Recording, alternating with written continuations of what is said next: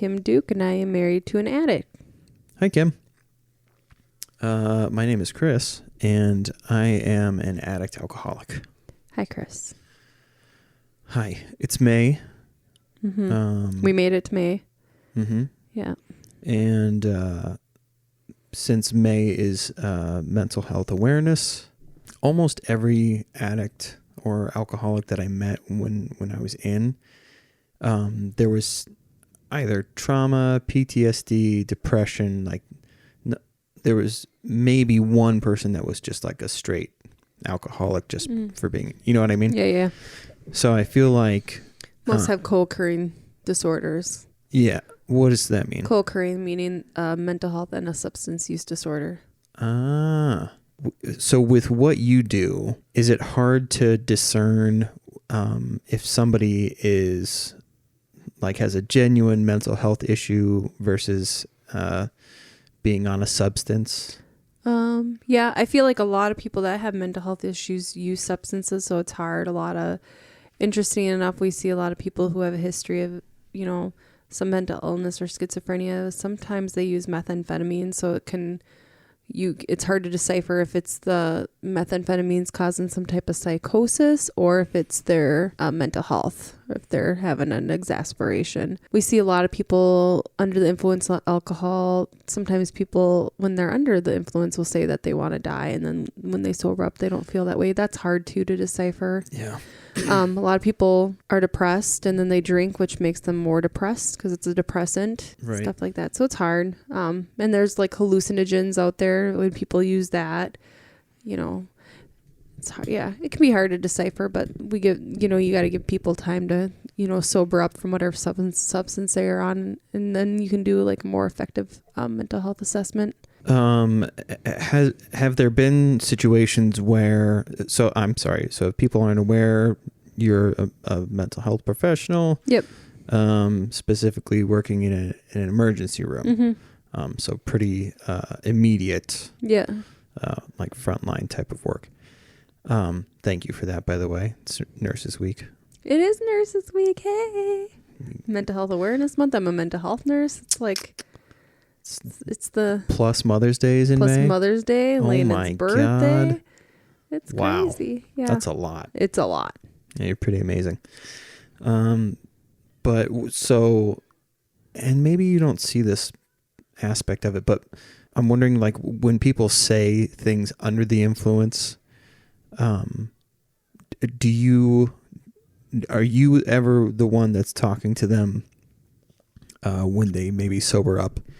And you say things like, hey, you had mentioned... Yeah, I will bring it up. Okay. Yeah. I think it's important for people to know some things. I mean, I have had times where I'm under the influence of alcohol and I will say things, and I've been into a point where I'm blacked out and don't remember saying certain things. So I think it's important to address that. And people don't like to hear sometimes the things that they say, but I think it's important because oftentimes they're not the one that brought themselves into an emergency room. Sometimes it's law enforcement. Mm-hmm. And they sober up and they realize they're in an emergency room. Well, why am I here? Yeah, I was drinking last night. Well, you may have said A, B, C, that you wanted to end your life, comments like that. And we have to take that pretty seriously. And that's why you're here. I'll be honest with people if they say something just so they know what they said, because how scary is it to wake up in a room? Well, I more meant like not just bringing it up, but in the sense that you're trying to is asking the question, is this something that needs to be addressed? Have you had thoughts of self-harm before? Things like that. Yeah. Oh, yeah. Okay. Yeah. I don't assume because someone's there, under the influence of alcohol or whatever substance that they're just saying that because of the substance, Yeah. Obviously, you can't go into like great detail, but when it comes to those things coincide, like how often are people saying, well, like they kind of come around to the idea that maybe they are depressed? You know what I mean? Like where you say, you had mentioned that you want to drive your car off a bridge or something like that. And you say, like, have you been sad?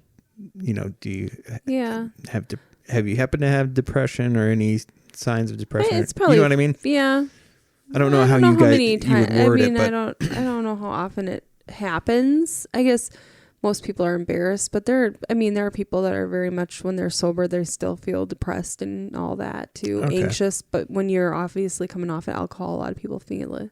It's type of anxiety from detoxing. Even if you're not a chronic alcoholic, even the next day people can have some type of anxiety. But I don't know. I guess I can't give a percent.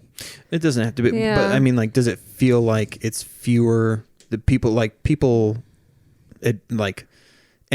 entertaining the idea that they might have some type of depression issue? Yeah. Yep. I think so. I think that's interesting. It's a bummer. Like I've been out a month and a half. A month and a half now? Wow. Yeah. So I've been out for a month and a half, and there's already been maybe a month and a week. Whatever. Yeah. Close enough. Over a month. Mm-hmm. And there's been 4 people that I know of that have relapsed already. Wow. And 2 of them I had, like, because when they tell their stories, we have the opportunity to, like, ask questions or make comments or whatever. So when you're in treatment, they tell you, okay, they let you after their story ask questions. Well, but it's up to them. So so if someone's like, no, I don't want to answer any questions. Yeah. Oh, okay. I never saw anybody say no to that, but but my question to a lot of people was, have you tried to address, because people don't understand, like, trauma and PTSD. Like, people that would come in and say that they had trouble sleeping, like, yeah, I'll just wake up screaming. It's like, what? Why? Yeah, something happened. You try to get these people to say it on their own, but yeah, there's all of these people were not realizing just what baggage they were really carrying, and so I asked quite a few of them if they had tried to address that at all, or talk to anybody on a professional capacity about those traumatic events. I think there's this understanding that. Oh, but I'm sorry. 2 of them, 2 of the guys that I had mentioned that to, like, it's hard. It's that much harder to stay sober if you have this.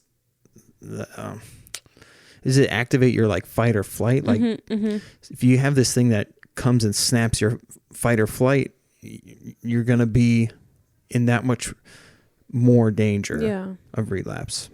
I think a lot of times too, people think PTSD. We think obviously veterans, a lot of them do have PTSD, but we have to have such a significant trauma happen for you to have that, the symptoms of PTSD, but it doesn't have to be that. Something can be traumatic to us and, leave that with us and have those moments where you wake up in the middle of the night screaming. It doesn't have to be that you went to war or that you witnessed a ton of abuse. It could be some event in your life that triggered that. And I think a lot of times people won't identify that in their own head as PTSD.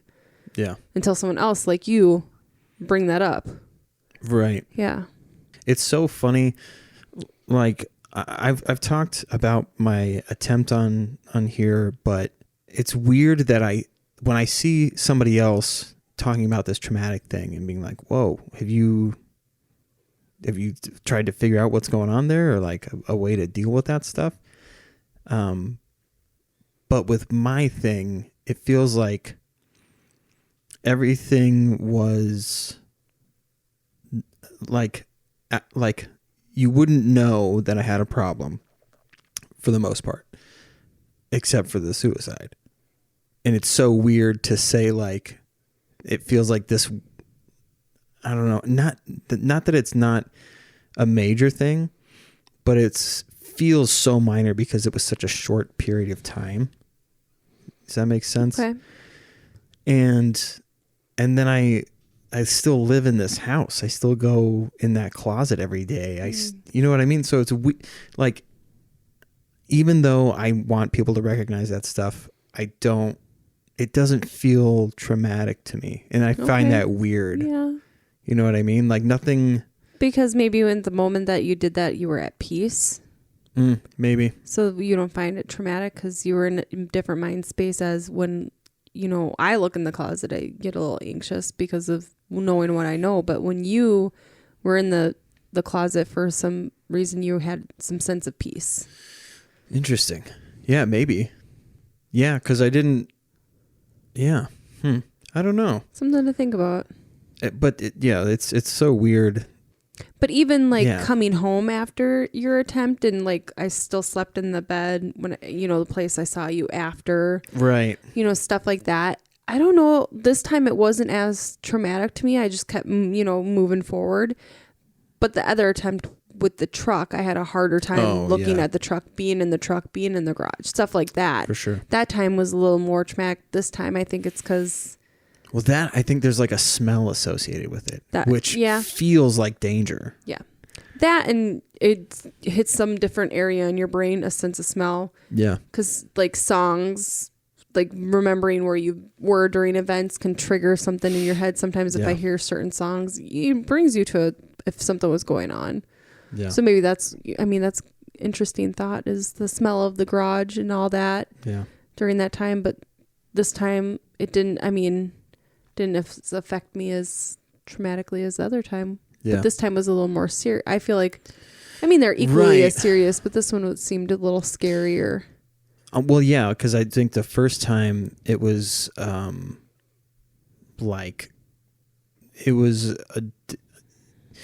there was an immobilization that made it seem like, what's the difference? Mm-hmm. Yeah, you were conversing. And then to have that doctor give me that medication the next fucking day.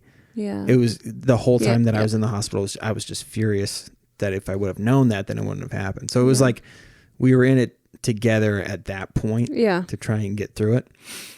Whereas this time, there was a lot of unknowns. I think I can tell that because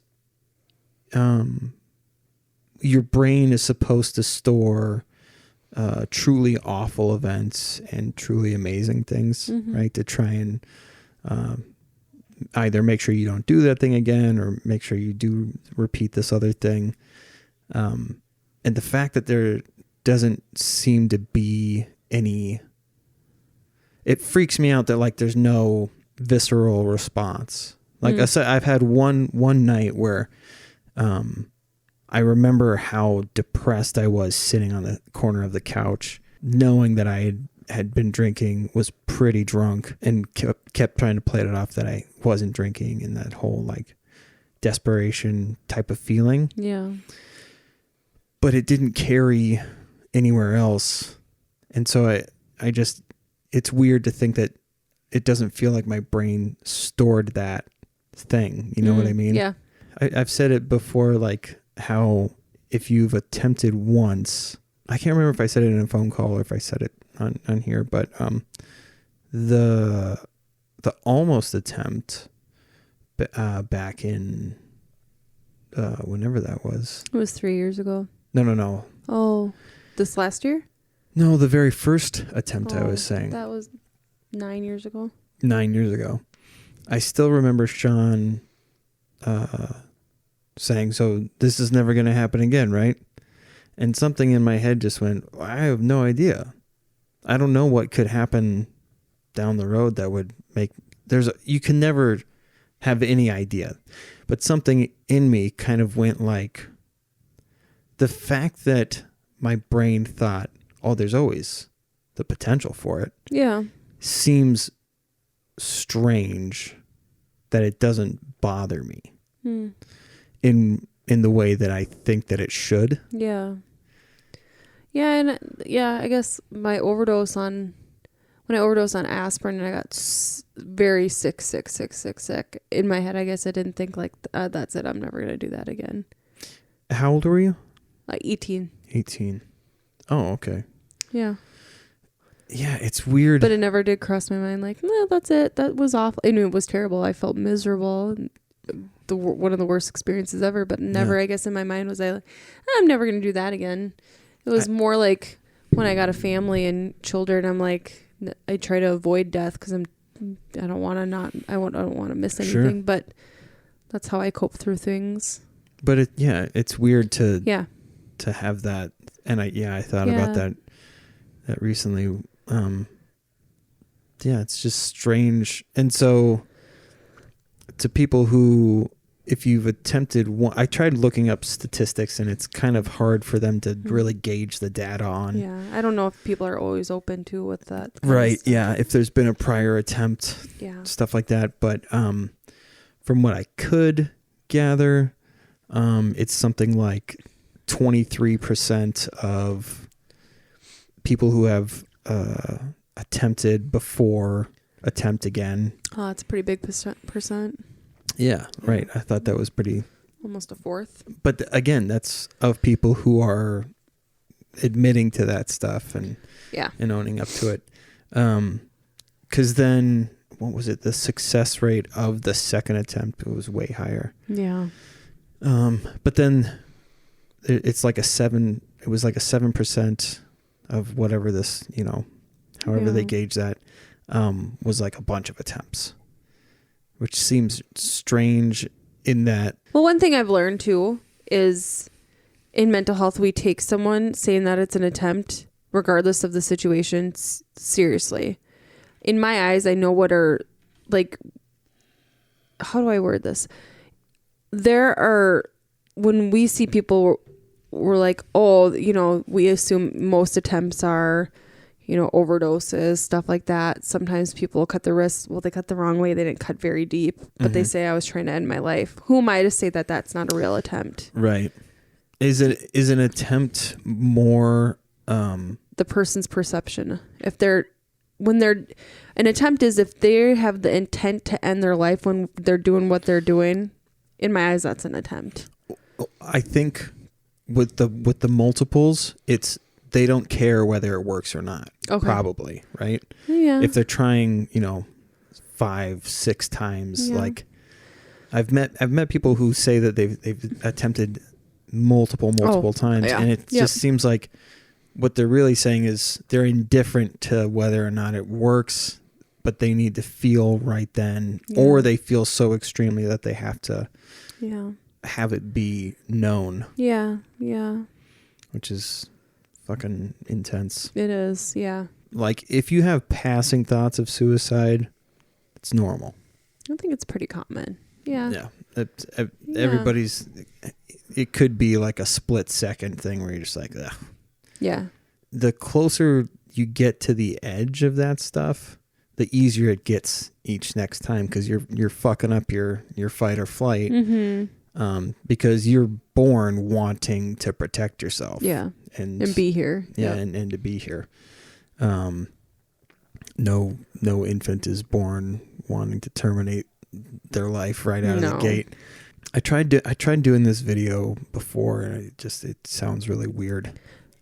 Are you going to do your metaphor thing? Yeah, the metaphor thing. I'll set you up for that. Because I've heard from people, working in the field I work in now, I don't know, 7 years, 6, 7, 8 years. It's been a long time. But family members who someone has attempted and they just can't grasp, like, what would make someone get to that point? I don't understand. They have this perfect life. They have a family. They have a job. I mean, they can list all these great things, and we can look at someone and I can name all these fabulous things for you, for Joe, for Steve. I'm just naming male names. I could tell. But all these kinds of people, and I can be like, wow, look at him. He's got 2-3 boats. He's got a beautiful this and that and that. And so people have a hard time grasping and getting, like, Chris, you have a wife and kids and a job and a house, and you have it all. What would get you to that point? Yeah. So trying to get people to understand it. Yeah. So the thing that I thought of, and I thought about my brother when he had said, this is never going to happen again, right? And I said, I have no idea. I have no idea what situation could happen, yada, yada. And he goes, I know that I would never do that. I can tell. And I was like, well, there's no way you could, like, if everything was stripped from you, you have no idea how you'd react to that. But the analogy that I came up with, the metaphor, so when it comes to defending your family. Most people say they would do anything to defend their family. So like an assailant's coming and you're either having to, it's either you or them or your family or them. Most people say that they could end somebody else's life if it's in self-defense in that regard. And so the analogy is, so that happens, right? Most people have been asked that question in some form or another. Yeah. So after you've killed this person to save your family, you find out that you misread the situation. Nobody was in any danger at all. And what's worse is if you would have asked your family, they would have told you that they want you to do anything but end that person's life. And they'll work with you. They'll reach out to police. They'll do anything to make sure that that person doesn't die. So that's what suicide is you have misread your situation so entirely that you think ending your life is for the betterment of your situation or your family's situation or loved ones, whoever it may be. And I think that like encapsulates the way, like, so it's not, because the EMT on the way to the hospital told me that she thought suicide was selfish, which is fucking nuts to say to somebody when they're on their way to the hospital. But they just have misread the situation, and they've flicked that switch in the, I keep saying fight or flight, but whatever. That's fine. They flipped that switch and made it seem like this is how we survive, even though you're not actually surviving. You're the defender and the assailant at the same time. And so you think that you're defending yourself from you or, that whole thing. I explained that to a couple of people who had difficulty understanding that, including Dad. I told him about it, and he was like, that analogy finally made it click for him, and for a couple of other people, and which is good. And I don't know if I articulated it well then, but I think it sounded really good. But I think that, suicide is not some like easy way out. It's the most difficult way out because you think that you're making a sacrifice for others or for yourself so that everything is better. That's the weird thing, is that everything will be better after this. So you think that you're doing this awful thing, but it's going to be better in the long run, which is, I know, like with both my attempts, that was the mentality, was it's going to suck right away, but it's going to be so much better in the long run. You know what I mean? Yeah. And I could tell you as a family member, it's not that, no. Well, yeah. And I recognize, like I said, it's strange to me. It's difficult to grasp, like, why it doesn't, I don't know. Yeah. Yeah. And it's your mental state when it's going on, kind of a thing. Yeah. Well, and I used to explain all the time that, like, you don't blame the cancer patient if the chemo isn't working. Mm-hmm. Like, somebody's mental state has been so skewed that they end their own life, which again goes against nature. Mm-hmm. That's just a symptom of their condition. Yeah. Right? Yeah. Like, you know what I mean? Yeah, and I think, like, it just so happens that it's a mental thing. So people think that therefore you can overcome it, like, from some type of will. Well, you know, like, what I mean? We're still in this age where we're still learning more about mental health. Like, 20 some years ago, you didn't talk about if you were sad. Like, my upbringing, you just got over it. Just get over it. You have a great life. You have a house. You know, you compare it to, well, there's people that are homeless or this and that, they don't have anything, and you have everything, you shouldn't be sad. And that's not the case. It's a chemical imbalance. Right. Isn't it weird? Like, think about the friends that you have. Like, for me, like, I talked about my emotions so much. You know what I mean? Like, yeah, 'cause you're a girl. Well, that's not fair, but also fair. But you know what I mean? Like, it's weird that we were so vocal about it, but it just fell on deaf ears for so long. It's not, I mean, I'm fucking psyched that it's improved and that, you know, there's more training, especially in schools. Oh, for sure. Makes me hopeful for our kids. Yeah, more mental health services in schools now than there was before. I mean, they had nothing. They had the guidance counselor that they wanted me to go talk to. Well, they don't want to talk about my mental health. They want to talk about what college I'm going to go to, how I'm doing in school. Not why am I feeling sad? Oh, you were, you know, it was a different time then. You didn't talk to, therapists in school. Now they have companies, organizations where they have therapists that will go into the school and meet with kids, which is great. Yeah. Yeah. That's awesome. I mean, and there's some schools that are still behind, you know, small rural schools that need to kind of step up their game a little bit and for sure catch up. But well, and that brings it back to the addiction side of things. When young adults are really like vulnerable to or susceptible to that, if they're trying to reach out and it's falling on deaf ears, then substance is so easily accessible. This makes you feel good in the moment or feel nothing. Well, but it's also just there. It's true. Like when it comes to suicide, and if there's a firearm in the home, like it is like almost 9 out of 10. Well, I think maybe you mean completed suicides.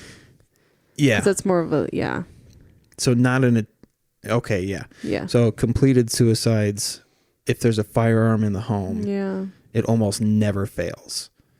So in that same regard, if there are substances available and somebody is hurting, then they're going to reach for that thing. Yeah. And it's not necessarily that they've always been thinking about it, but if that solution is there and they don't have a logical mind in that moment either. Exactly. Yeah. It's an arm's reach away. They're going to go for it. So you create a pattern of, you know, this is how we push it down, or this is how we escape. And then your brain creates that pathway. I've fucked up the way that I was explaining the midbrain before. So it's your midbrain sends a signal to your limbic system. Limbic system is like are we going to do this or are we not going to do this? And then that goes to your prefrontal cortex, which is where the decision is finally made. Yeah. It happens obviously much faster than that. But when you use substances a lot and for the wrong reasons, you literally create a pathway in your brain that then makes it think that it's a survival thing. So that, sad thing's coming. We need this substance to survive this sad thing that's coming. Yeah. I wish more people would like talk about that aspect of addiction, because so many like of these addictions, like I'm talking to more people that are like coming out about being addicts and stuff. Yeah. And talking about 12 steps and all that stuff.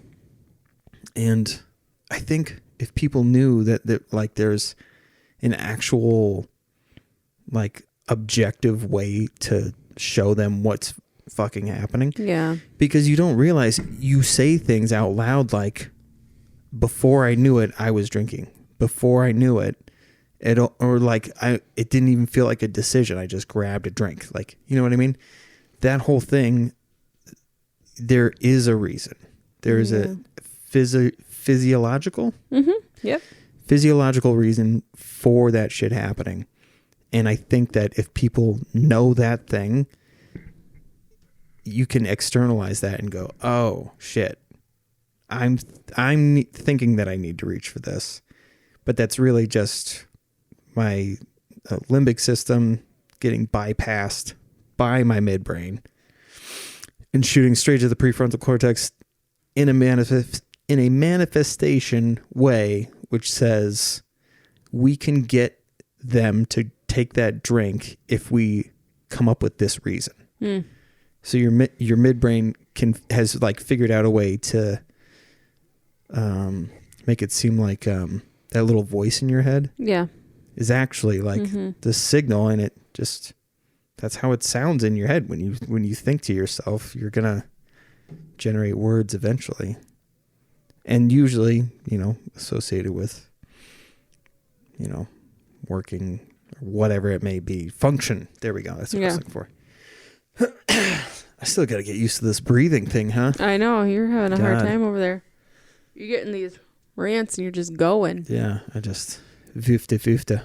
I realize I like hold my breath a lot too. I think a lot too with your attempt there was a lot of shame with your alcohol use, because from what I understood, you had quit, but you were drinking without me knowing.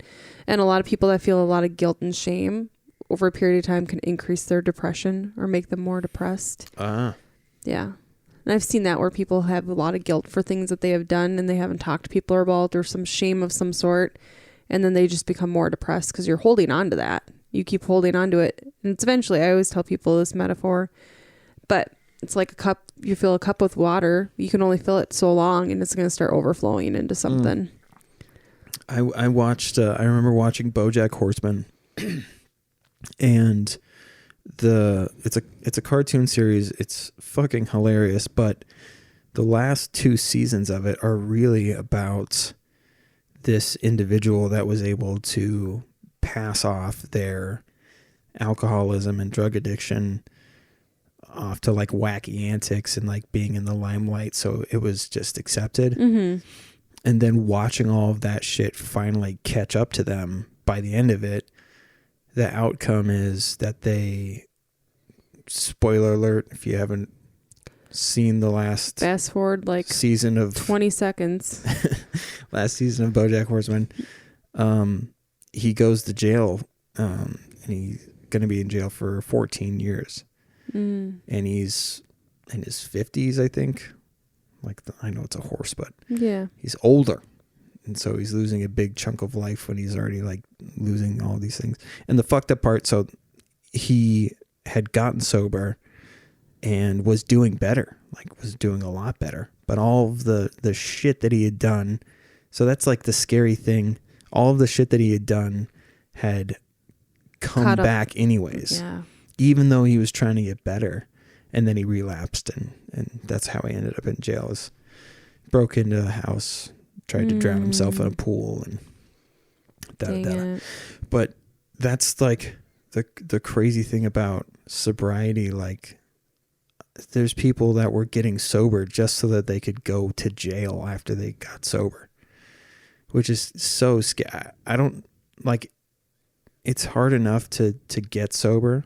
But I can't imagine the mental state that you're in. Like, how is it, like, how can it feel worth it? Yeah. I can see so easily, like, somebody just feeling fucking hopeless. Maybe to getting sober, going to jail to prove that they can get sober and try and stay sober too. Try and lessen their sentence. But for some and who knows people, what their probation, I mean, most of the time they're on a type of probation, so they probably violated their probation, which is why they have to do a treatment, get sober, and then go back to jail. But yeah, but regardless, like, you're going away. Like, even if it's for a short amount of time, like, you're still going away, which is fucking horrifying. Yeah. And then, because then I thought about too, like, if the only reason that you're getting sober is so that you get a lesser charge or whatever, right? Yeah. In the back of your mind, I feel like you could kind of almost make an excuse as to like, well, the only reason I did that was so I got a lesser charge. Yeah, and it's true. So it's easier to rationalize like, I'm gonna use again because the only reason I stopped using was because they made me. Yeah, and that's why. So there's things called commitments. People can be committed to treatment, and that's a legal thing. So they've had to have done certain things that are very detrimental to their life or somebody else's life, and then they get put on a commitment, and they're committed to doing treatment. And oftentimes, I feel like a lot of times when people are committed to treatment, basically forced into treatment, their rates of success are a lot less because they're not ready to get help. They're not ready to change. Sometimes they are, and if they are, that's great. But most of the time, when someone's forced into getting treatment when they're not ready, they're not going to have any benefit from it. Yeah. A lot of times they go back to drinking. Yeah. Well, it's like that. Or like people that have interventions and they feel forced from their family to go get treatment unless they're ready. And we have that all the time where you have to have these conversations with family members where they're like, they need to go to treatment. They need this. And you have to be the honest person and be like, they don't want to quit. And we can't force someone. I mean, legally, sometimes people, and likelihood of someone being on a chemical dependency commitment, there's not as many. But oftentimes you tell people, like, unless they want to get help, they're not going to benefit from treatment. They got to be somewhat open-minded, because forcing people to do things, that doesn't, if anything, when we're forced to do things, we pull back. Right. Or you're kind of shamed into it. Yeah. So you're like, if I come out the other side of this, then at least for a little while they won't be on my embarrassed, case. or like embarrassed or like ashamed of me. Yeah. So yeah, there's that whole aspect. Yeah. I want to say on my end, like, I know this is a scary time for a lot of people, and a lot of people's mental health is struggling right now. People not having jobs, income, being locked at home, isolating. You know, when people are depressed, we tell them not to isolate. We say isolation, you know, when you start isolating, you're alone with your thoughts more and this and that. And now we're getting forced to isolate. Yeah. So it's really hard. But what's nice is there are so many organizations that are doing virtual visits, so you can do therapy from home, which is great for a lot of people that have a hard time getting to therapy appointments. Yeah. Now you're at your home. So I think as hard of a time it is right now and how sucky it is, there are so many options for people to still go see a therapist, still see their providers. A lot of people think that all clinics and stuff are shut down, and it's not the case. It's just things are a little different and all that. So there's still help out there, 100%. Yeah. Well, and that's in addiction, they say the same thing. Like, isolation is, you're in the danger zone. Yeah. And then, for a lot of people, they were going home to no one. So it was even worse to have all this shit going on. Not only are they going home to nobody, but they can't go out to see anybody. And who knows if they had jobs where that's their interaction with people. Social, That's how a lot of us adults, we socialize. Yeah. Especially with families, our job is our social, area. That's a good point. Yeah. It's so easy to just not do something virtual because you're at home, so you kind of feel like you're disconnected from all of those things. You're like, I'm here, I'm gonna not do anything, and it's just easier to do that. If you're not doing anything, block out a time, make it feel like you're gonna go out and do something. Take a shower, brush your teeth, reactivate that muscle memory, so that when you have that meeting, that virtual meeting with somebody, you feel like you're actually someplace else. Yep. I'm sorry. You were going to say something? Well, I just realized this. We're like co-occurring couple where I have the mental health like stuff and you have the addiction stuff. Granted, you have both, but like you can edit that out. No. I see what you're trying to say. Yeah. But like in the podcast too, like I have I don't know. Right. I like know addiction, but I've never had addiction. Yeah. So. Well, I think I would be more like if a hurricane hit a city, you are the news reporter talking about all of the damage and destruction and everything that's happening out there. And I got hit and was in the ICU immediately.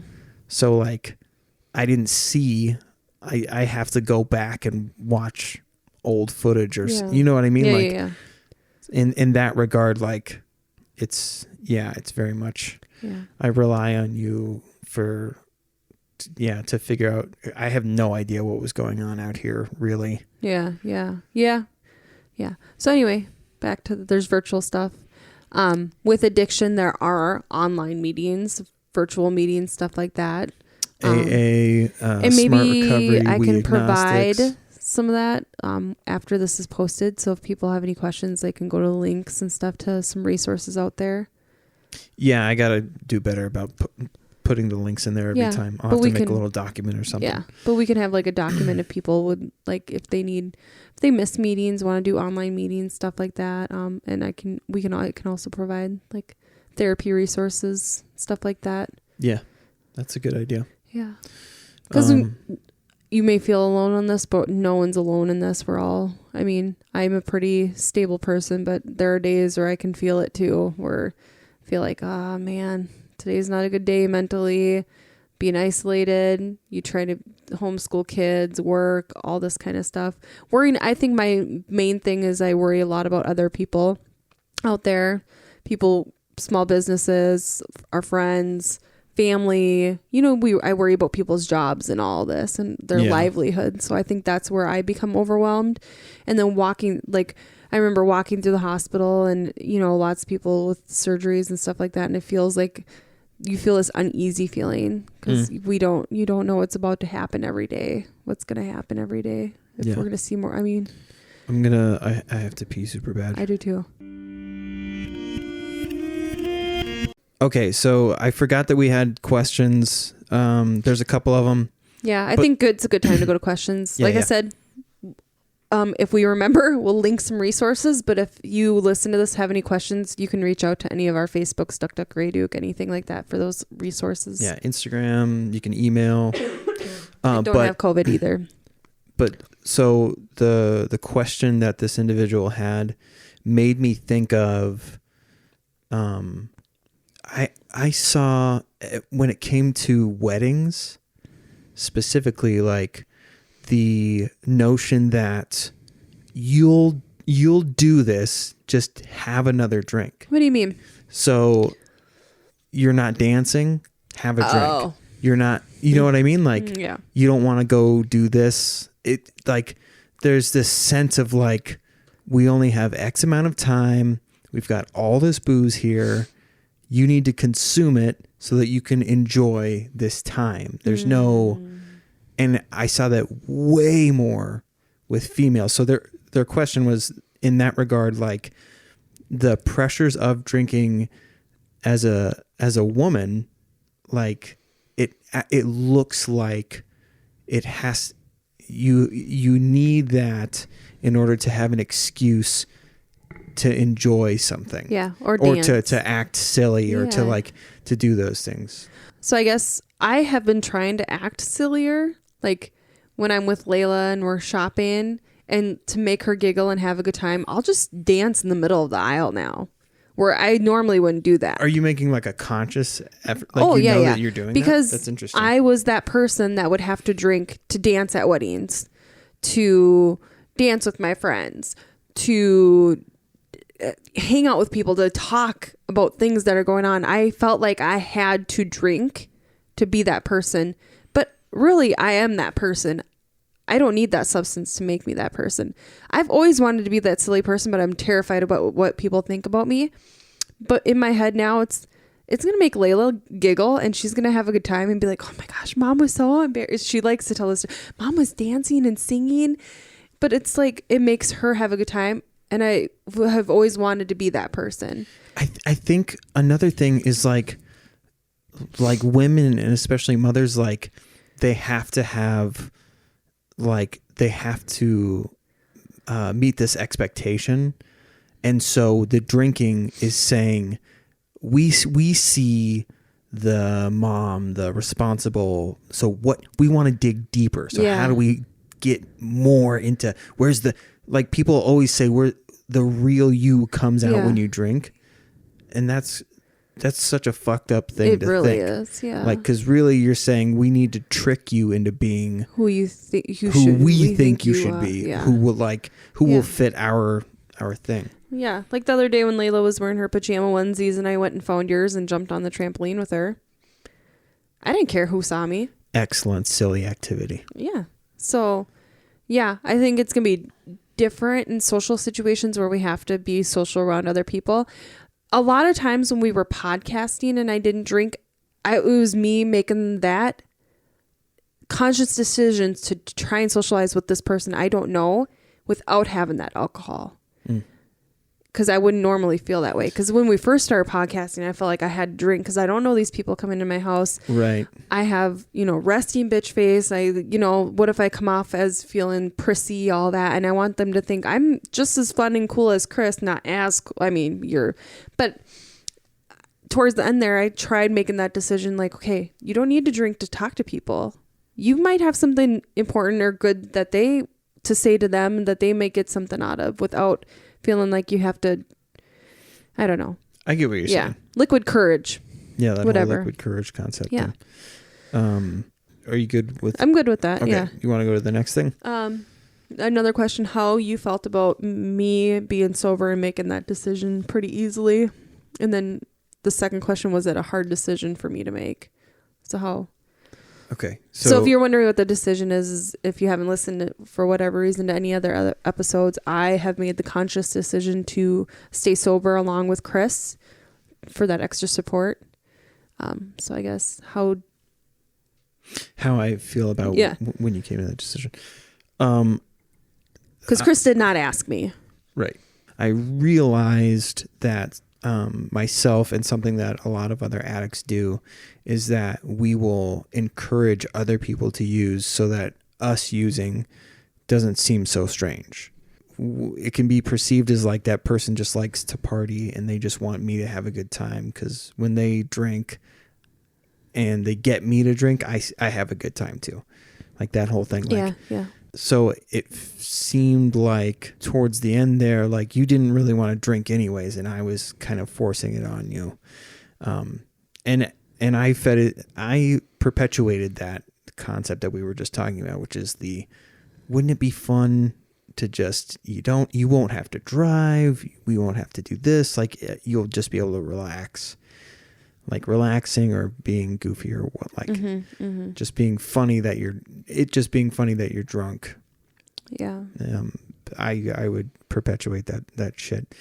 So I think that there was a moment in the hospital when I saw you, and it seemed like the pressure was off on me having to force this on you. And so it's hard to describe kind of how that situation played out, but like it just seemed like you had been done for a while and this last thing was kind of like, okay, I don't have to do this anymore. So it felt shitty in that way that like I didn't realize to how many people I had been doing that to as well. Okay. And so it's a bummer to think like, and the fact that we did the podcast, like it's documented that I would push it on people all the time too. Yeah. So there was like a level of shame. So like, I know you have made this commitment, but it didn't feel as difficult. It seemed like more of a sense of relief rather than, you know what I mean? But how did it make you feel? Did it? That's what I'm saying. Okay. So like it made me feel shitty, like thinking that I had been pushing this thing on you so often. Yeah. Everything was better if you could drink while doing it. Okay. Yeah. And so like, not that it felt like nothing, but it felt like, I don't know. Initially it felt like, who gives a fuck? 'Cause it's not hard for you to not drink anyways. And then as I went through that journey of like figuring it out, like it was, I feel like an asshole for like not even realizing that I was not having no idea that I was doing what I was doing. But I do remember like times when I would get aggravated that I couldn't get you to drink, because then that meant that I couldn't drink. So not understanding that that's what was actually happening. So it just felt like frustrating on my end for the realization, like you took the trash out. Like that, like I'm glad that you're doing it, but question, other people that you were in treatment with, their significant others, did they still, like people with alcohol, did they still use like their partners or people? Most of them, yeah. Interesting. Okay. Yeah. But again, there was a lot of, the person that was in treatment was like the odd man out. Like, get a load of Steve. He can't fucking reel it in throughout the week. He can't just drink on the weekends like a normal person. Okay, I get what you're saying. You know what I mean? Like, I saw people leave early too because somebody was like, okay, are you sober now? Are you done with this? Interesting. You know what I mean? So like, they felt like you throw them in the wash and then you pull them out when they're dry, and then that means everything's fine. Okay, yeah. So there was a lot of, I would say most people, aside from my roommate, I know that his wife had said that she's not going to drink anymore, which was cool. Yeah. But most people. Wow, that's interesting. And maybe it's because I know a lot about, I know not a lot. I know quite a bit about substance use and all that, and how I don't know the success rates of people that go back into a home where that's going to be there, or their partners knowing that, well, Kim's leaving, she's going to go to the bar with her girlfriends and get drunk. And then I don't know how that would, I don't know. I guess I know the type of person I am. And if I was trying to stay sober, it would be hard for me to be around it if someone else was using that I was close with. And and the question was it easy for me to? Yeah, I think so. Absolutely. When I started drinking when I was younger, it was a lot of peer pressure. Like, well, everyone around's drinking, I might as well start drinking. And then I guess the second that you let on that you might not want to drink, then people put twice the pressure on. Why not? They focus on you before 100%. They even start. Especially being a teenager. Yeah. Yeah.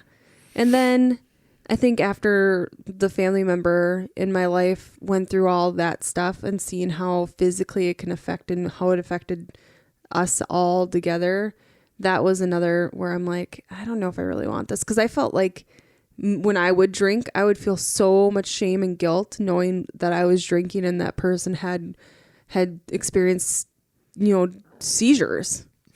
And it's life-threatening, and I'm over here and I'm talking to other people about it and be like, I think that person relapsed, and being judgy when I have a drink in my hand. Like, how can I, You know what's funny? I remember them being at our house and drinking in the bathroom and being like, I can't believe I have to drink in the bathroom just because they're here.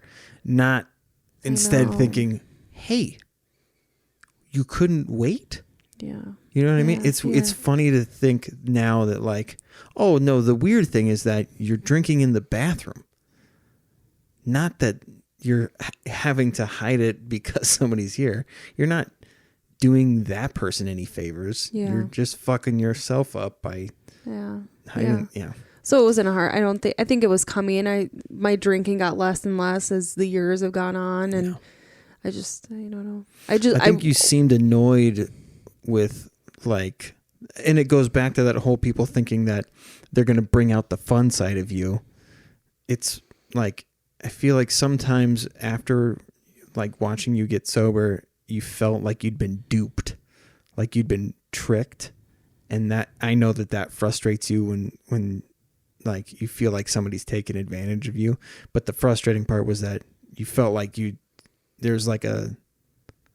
tricked yourself almost kind of thing. Yeah. Like, somebody else had convinced you to drink, but at the end of the day, because you're the one that's doing it, you're like, God, fucking A. You know what I mean? Yeah. Does that make sense? Yeah. Because I would hear you say that stuff like that. Like, I can't believe I let myself drink that much. Or like, I feel like garbage today.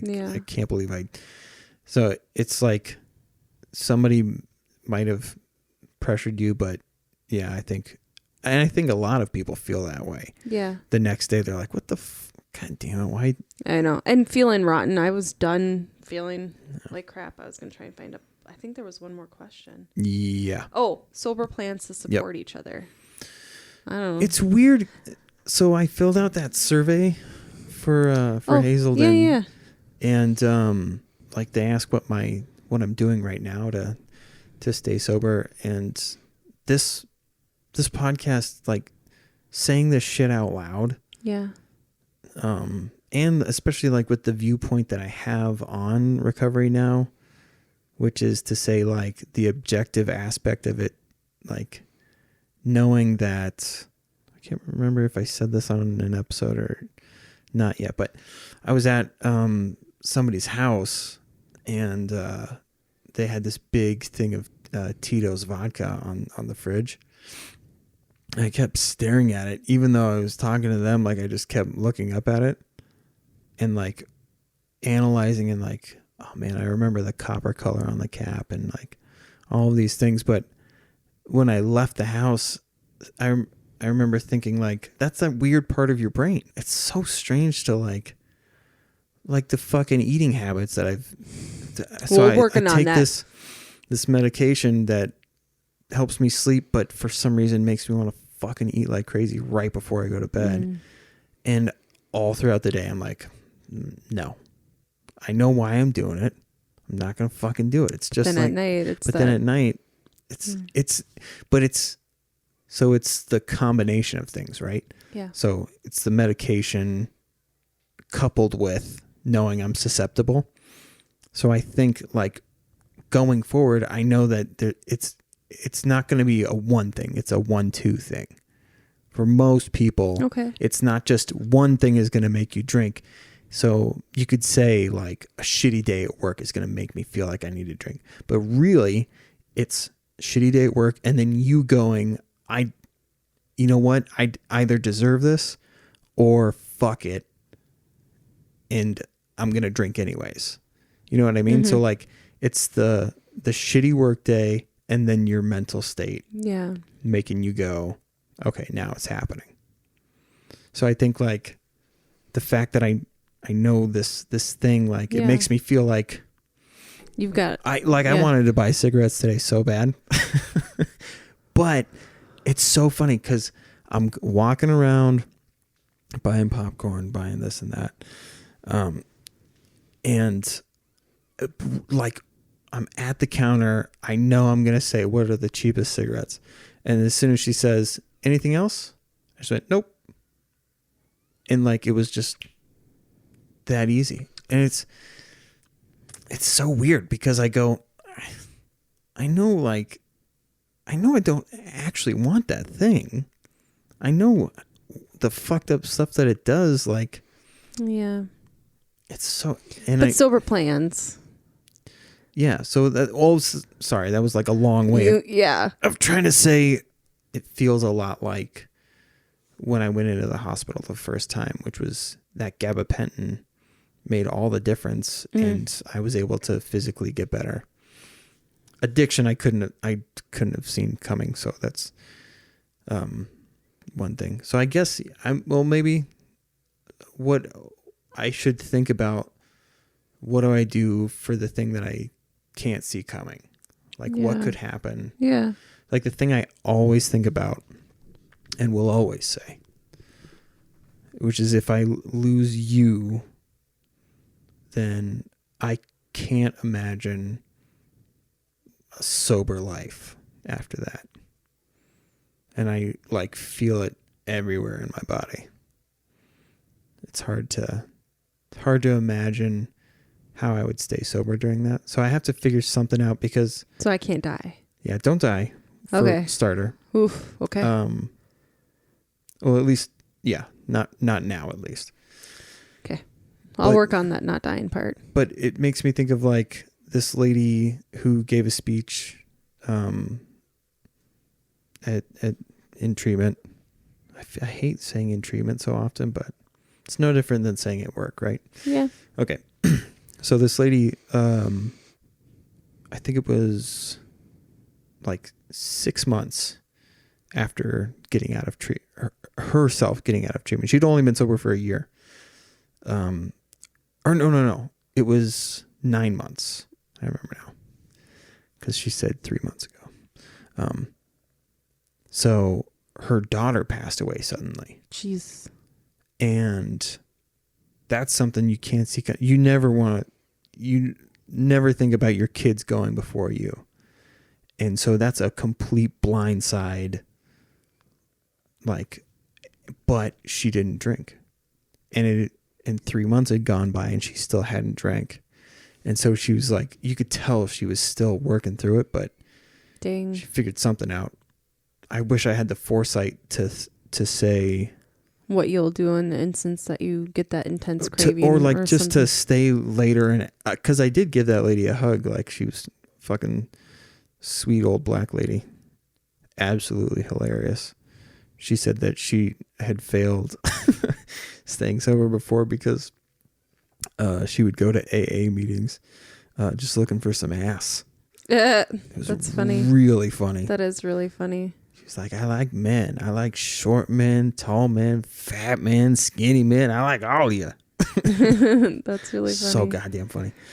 But I wish I had the foresight to say, like, what did it feel like in that blindsided moment where you have all the reason to, right? Mm-hmm. Somebody, if she had drank, I guarantee that the people around her would have been like, well, fuck. Yeah. She just lost her daughter. There's like even people around you knowing that you had gone through that would still say they get it. Yeah. Even though you're an addict and you're in recovery, like there's certain scenarios that people go, fuck man, I bet I'd do the same thing. So I'll have to think about what we could do. I think my thing is I'm just going to be more vocal. Like my close friends know that I'm not going to drink anymore and that I'm going to be sober and they respect that. So I guess I'm just more vocal and saying, hey, I'm going to be sober. Don't ask me to drink. I will be your DD. I'll still hang out with people. I still want to be around friends and do stuff like that. I'm not going to judge them for drinking. Yeah. But I'm just not going to partake and I still want to have a good time with people. And I did that when you were in treatment. I went to my friend's house twice. Well, when you were in the hospital, you were in treatment both times out and visited a friend, and neither time, I mean, the first time they were drinking and I was there and they didn't even ask and it wasn't awkward. I was going to ask that too. Has anybody asked you if you want to drink since I've been in? No, I guess I haven't really hung out with any because we're isolated. But those two times, no. Do you want a diet soda? Because I think people know I drink a lot of diet soda. But no, and which is fine. That means they're respecting. Oh no, I didn't mean it. No, yeah, no, but no. I think about who might not like totally know that we, or the thing I think about is weddings is always, thankfully most of our friends are all married and two of them are getting married this year, which is as long as we'll see about that and all that shit. But I guess was there any other questions you want to answer? Those were the kind of big main ones. I think we get pretty vague when we say like we plan to stay sober. We don't have any like specific plan. Like specific shit. If this happens, I'm going to do this, like a safety plan or anything from drinking. But we're just, which is weird because it kind of feels like common sense now.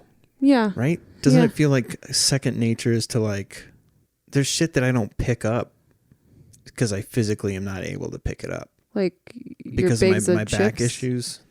No. Oh. I picked those up way too easily. Good add a little comedy to a serious episode.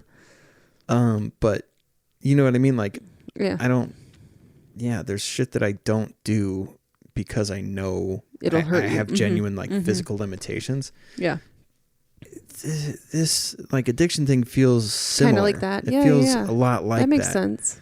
So it's weird to, like, I know that we should do something, but at the same time, I feel like I don't feel like I'm shrugging it off because this helps. Yeah. Like talking this shit out makes a big fucking difference.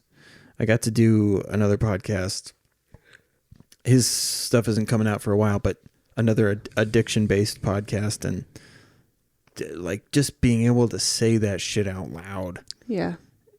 Keeps it at the forefront of my mind, so that's you know what? I think just doing this, if we continue to do this once a week, that's a pretty big thing. Pretty big. It's I gotta find more things to talk about, but yeah. So I think we'll maybe just we start need to get doing in a big fight. updates. So Well, no. Oh, I think okay. just doing updates. Maybe we'll go through the 12 steps, and like kind of talk about Okay. where I'm at.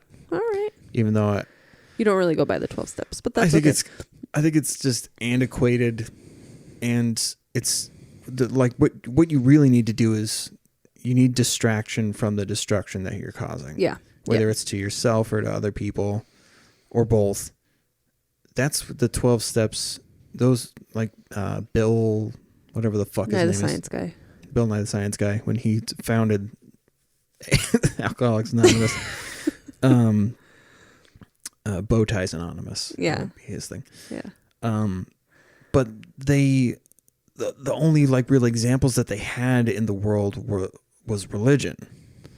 Like when it came to structure like that, and college seems like those were the two things that they kind of like used as blueprints to create, like, this is how you stay sober. Yeah. But I think that like learning more about how that whole midbrain limbic system, prefrontal cortex, when you learn that relationship, it feels like somebody tricked you and you found them. Yeah. Like you're like, you Catch me if you can, asshole. Leonardo DiCaprio. You're the reason why I was doing this shit the whole time. Like you it's so much more eye-opening, because it doesn't, even religious people were like put off by how religious AA and all that, even though they say that it's not, they're like, hey, it's not a religious thing. Now let's all pray to close out the meeting. It's like, you can't fucking escape it. So I think like learning more about, I've started watching more videos to try and get more versed in it, because it makes a big fucking difference in recovery. You're one of those people that need to know scientific stuff and why I does this a lot of goddamn happen? questions. Yeah. Dude, so many times I would ask a counselor or a supervisor or whatever the fuck they want to get called, a question, and they'd go, nobody's ever asked that before. It's like, why the fuck Chris Dukes asking those questions? That's what I do, Kim Duke. That's what you do. It? I ask the questions that people say they've never been asked before. And you're sincere. And somebody will go, oh, this has never happened before. Yeah. I get fucked with those situations, but then I get to ask the questions that have never been asked before. That's true. I think this is a good episode. Hey, I think you did great. I think you your did hair great. looks great. Thanks. Beautiful eyes. What I'm trying to say is, I got it bad for the teacher. I thought you were going to go Usher, but you went a little both. Oh. 'Cause you got it bad. Right. Yeah. When you're lonesome. On the phone, hang up and you call right back. Oh. You got it bad. I thought it was you hang up and you go and jack. Okay. Well, you tell jokes I can't tell. Okay. No. I'm the funny one now. Okay. Well. Okay.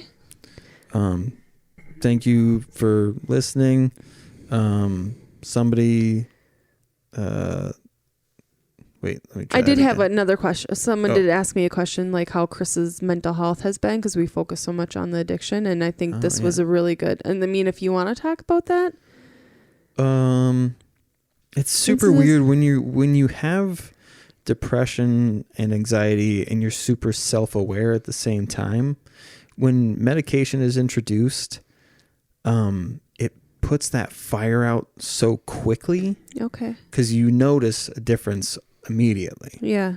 Like I remember like the first couple of days after taking medication, like I couldn't tell if I was having a good day because I was having a good day or if it was because of the meds. So it's like, so it's weird to, it's hard to describe, but like it gets put out so quickly that you kind of forget that you were depressed. Okay.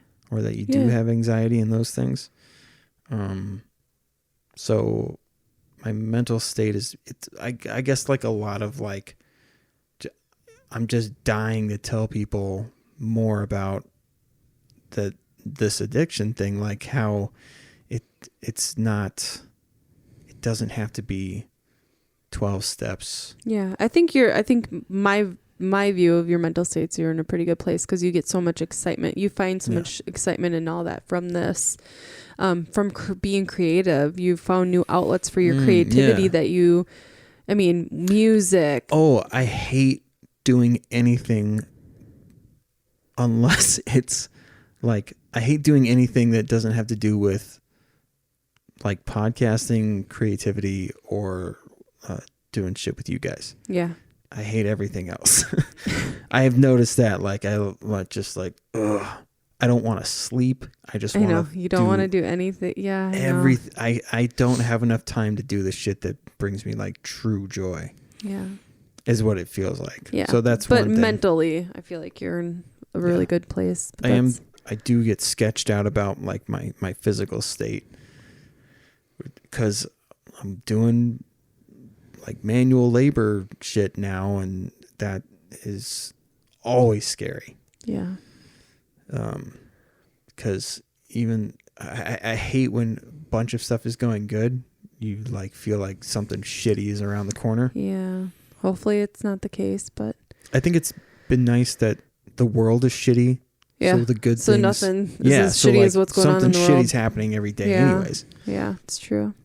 I just got to keep up with my exercises. And, yeah. Oh, you know what? Somebody, this comedian, goddamn, I wish I could remember her name. Jess something, was on Rogan. I was listening to it, and they were talking about that, like how with plants, if you play music or say nice things to them, they seem to respond to it somehow. Yeah. They still don't really know what the fuck that is. But she said that she says good things to her body, because if it works for plants, it's got to work for you, right? Because you're even more aware. There are living things inside of you, which is a weird thing to think about, but like we're full of atoms. So bacteria. Yeah. I mean, so you should, if I were you, I'd wake up and look in the mirror and be like, damn, I'm sexy. No. I first I go pee and I go, where did my pee-pee go? Because my gut has begun to shadow over. Okay. You say whatever, I say this game of hide and seek is not fun. Anyway, so saying positive things to yourself, to your body. Like, going, I am strong, I am balanced, I am strong, I am balanced. I'm a badass bitch. Okay. Badass bitch. I'm going to do that tomorrow on my way to work. Kim, you a badass bitch. Bless up, fam. Yeah. You got this. You is smart. That's a little racist. Don't. I can't say that. You are smart. Can I say you are smart? You know it all. No, I wouldn't do that. That's stupid. But are you Clarissa? Because you know it all. Nah. Okay. Skirt. I think we should. All right. No. Yeah. I think that was pretty good. Yeah. That'll be about an hour. Yeah. Again, email, message, however you want to get a hold of us. Yep.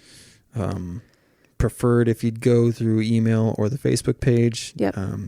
But we can take it personally. We don't share your names, anything like that. Oh, yeah. If you are somebody who has gone through recovery and you'd like to be on the show, reach out. Let us know. We can, again, I can distort your voice and make it so you don't even sound like yourself.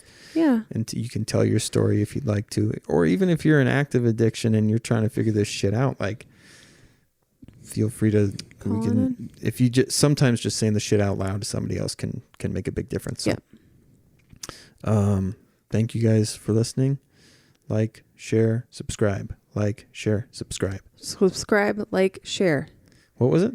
I couldn't say, I was trying to say, okay, I'm not going to do it Okay, and with that, we will pass.